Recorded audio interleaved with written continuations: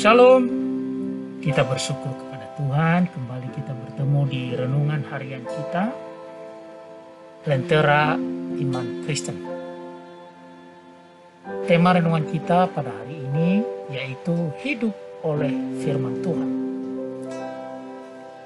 Bacaan firman Tuhan terambil dari Matius 4 ayat 1 sampai 11. Nats renungan kita dari Matius 4 ayat 4. Demikian firman Tuhan. Tetapi Yesus menjawab, ada tertulis, manusia hidup bukan dari roti saja, tetapi dari setiap firman yang keluar dari mulut Allah. Saudara-saudara yang dikasihi oleh Tuhan, Yesus dicobai di padang gurun.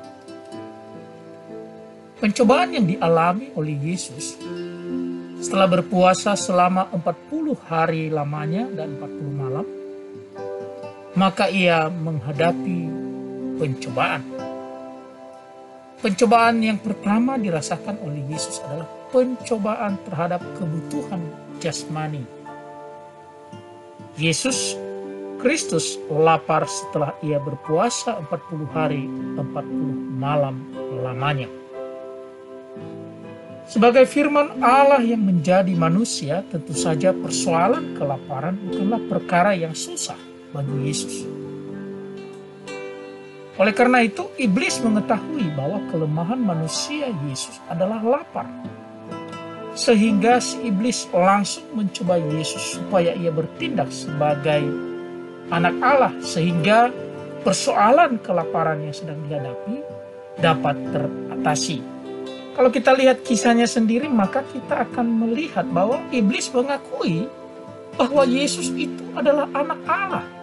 Sehingga dalam pemikiran si iblis, Yesus Kristus dapat melakukan hal-hal yang tidak sewajarnya, seperti merubah batu menjadi roti. Tetapi apa yang terjadi? Yesus Kristus tegas menyatakan bahwa manusia hidup bukan hanya karena roti, tetapi manusia juga hidup karena firman atau rema yang keluar dari mulut Allah. Jawaban yang diberikan oleh Yesus terhadap godaan iblis menegaskan bahwa manusia tidak hanya hidup karena makanan. Manusia juga dapat hidup dari firman yang keluar dari Allah itu sendiri. Hidup yang dimaksud oleh Yesus adalah keselamatan, hidup kekal. Lapar secara jasmani mungkin akan membinasakan tubuh yang fana. Tetapi bagi yang sudah menerima firman Allah, akan menerima kehidupan yang kekal. Keadaan saat ini harus kita akui semakin sulit karena pandemi COVID-19. Kita khawatir akan kelangsungan kehidupan kita karena situasi perekonomian yang semakin sulit. Keadaan sulit ini memaksa setiap orang untuk berusaha sekuat tenaga, bahkan melakukan apa saja agar dapat memenuhi kebutuhan jasmani atau kebutuhan sehari-hari. Saudara-saudara yang dikasihi oleh Tuhan, apabila kita terlalu fokus pada kebutuhan jasmani, sehingga secara tidak sadar kita lupa bahwa kita hidup bukan hanya karena makanan jasmani, melainkan kita dapat hidup juga karena firman Allah. Berusaha mencari kebutuhan jasmani adalah sebuah keharusan bagi kita. Tetapi jangan lupa untuk mencari firman Allah yang dapat juga memberi hidup kepada kita, yaitu hidup kekal. Amin. Terima kasih Tuhan, kami bersyukur atas penyertaan-Mu.